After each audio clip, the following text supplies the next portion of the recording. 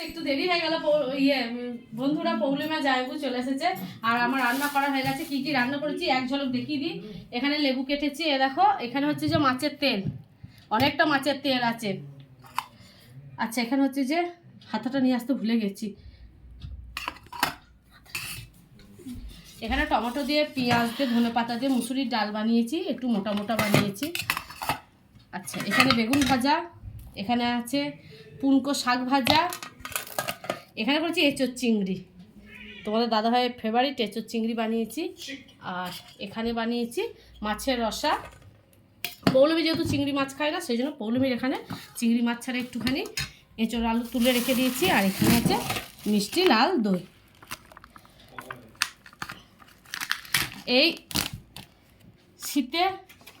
শীত থেকে গরমে প্রথম আমাদের দই এসেছে, মিষ্টি লাল দই। ঠিক করে দেখা তো। চলো এখন বাবাকে খেতে দেবো, একটু দেরি হয়ে গেছে, বাবা বসে পড়েছে। ও লেবু না।